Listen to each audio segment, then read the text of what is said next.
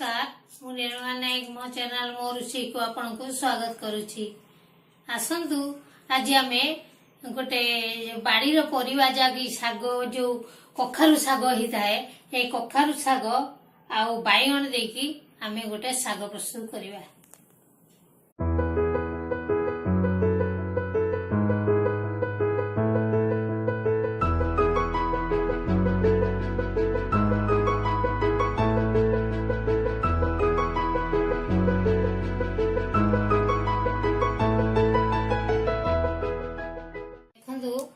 अल्प कखारु पत्र जो आनी साग करने बैगण गोटे छोट छोट कर काटिक रखी धोईकी काटिक रखी पियाज गोटे काटिक रखी रसुण की छेचिक रखी आउ जीरा आउ कंचा लंका गोटे काटिक रखी आम स्वाद अनुसार लुण दबा तेल आम एक डायरेक्ट प्रस्तुत करवा जहाँकि आम आग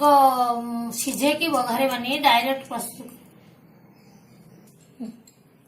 देख कड़े गरम है बहुत तेल कम खर्च है मु गोटे स्पून तेल नौची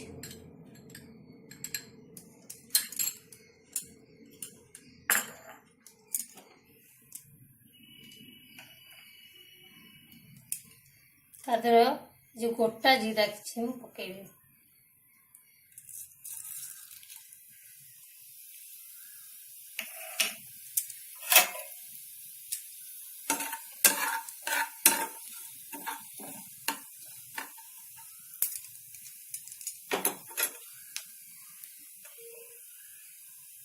तापरे मु पानी किछि देबी पानी दियरे सागटा सिझिबो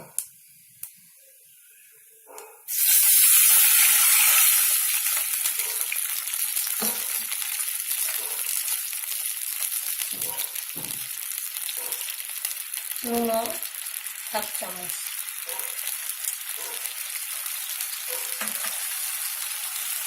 तापरे कटा पियाज रसुण की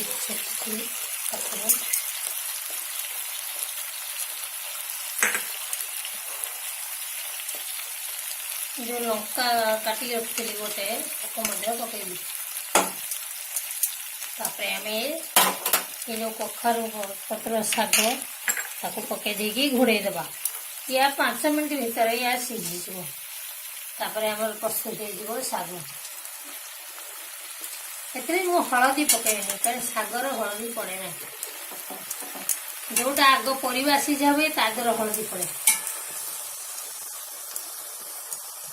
घोड़ा देवा 5 मिनट पर देखा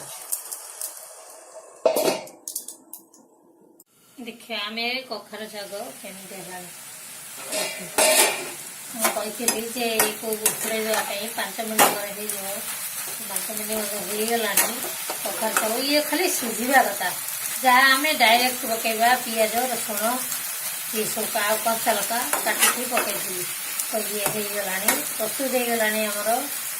कखारु साग कखारु पत्र साग एवं गैस बंद करवा प्रस्तुत होगला आमर कखारु पत्र साग ता ये को आपण रुटी भात सहित ये मेनली पखाल सहित बहुत भल लगे आप रुटी सहित खाई पारे पखाल सहित भी भात गरम भात सहित खाई पारे ये सागटा समस्त को भल लगे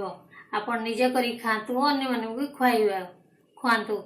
मो वीडियो जदि आपको भल लगा मो चैनल को सब्सक्राइब करेंगे। रहुची धन्यवाद।